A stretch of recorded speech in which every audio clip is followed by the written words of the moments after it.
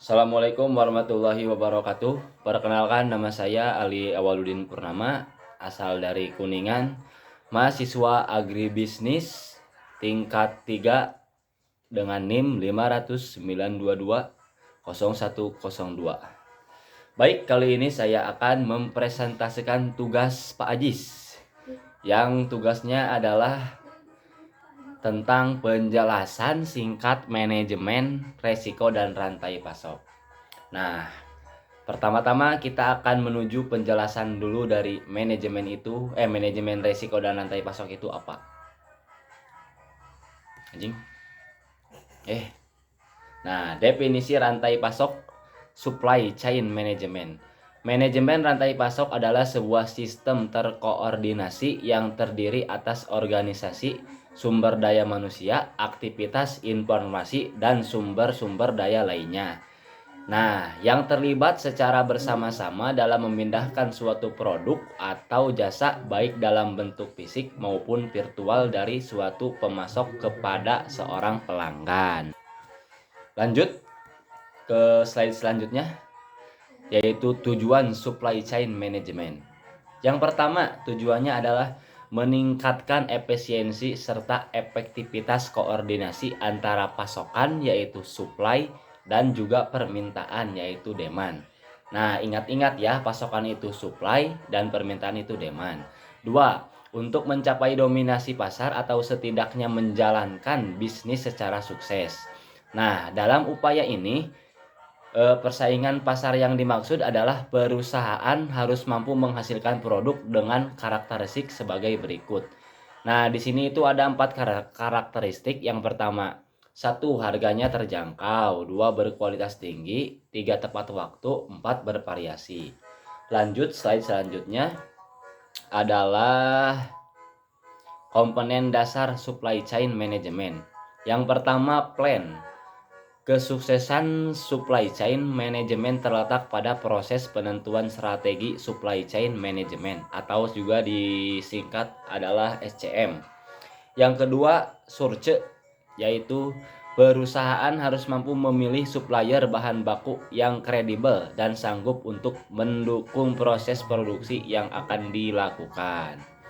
Lanjut slide selanjutnya.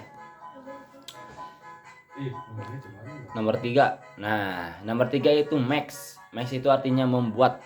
Komponen ini adalah tahap manufacturing. Manager supply chain management atau SCM melakukan penyusunan jadwal aktivitas yang dibutuhkan dalam proses produksi, uji coba produk, pengemasan, dan persiapan pengiriman produk berupa barang atau jasa. Yang keempat yaitu deliver. Perusahaan memenuhi pesanan dari permintaan konsumen, mengelola jaringan gudang penyimpanan, memilih distributor untuk menyerahkan produk ke konsumen secara mengatur dari sistem pembayaran. Yang kelima, return. Perencanaan supply chain management harus mampu membuat jaringan yang fleksibel secara responsif. Lanjut slide selanjutnya. Ya, yang terakhir adalah manfaat supply chain management. Yang pertama, kepuasan konsumen, yaitu target dari kegiatan produksi setiap barang atau jasa yang dihasilkan perusahaan itu menjadikan konsumen agar tetap setia. Maka lebih dahulu konsumen harus puas dengan pelayanan. Yang kedua, meningkatkan pendapatan. Meningkatkan pendapatan itu artinya semakin banyak konsumen yang setia dan menjadi mitra perusahaan maka akan meningkatkan pendapatan. Slide selanjutnya. Yang ketiga, menurunkan biaya.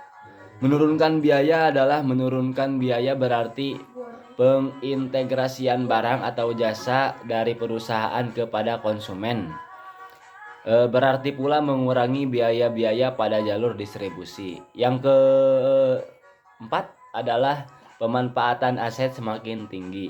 Aset terutama faktor sumber daya manusia akan semakin terlatih dan terampil. Yang terakhir adalah peningkatan laba. Semakin meningkatnya jumlah konsumen yang setia, maka akan menjadi pengguna produk barang atau jasa pada gilirannya akan meningkatkan keuntungan perusahaan.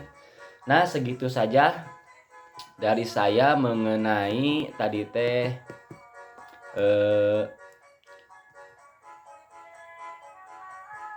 apa itu teh? Aduh, penjelasan singkat manajemen resiko dan rantai pasok. Nah, sekian ya dari saya. Semoga bermanfaat untuk adik-adik semuanya, terutama bagi saya. Terima kasih. Wassalamualaikum warahmatullahi wabarakatuh.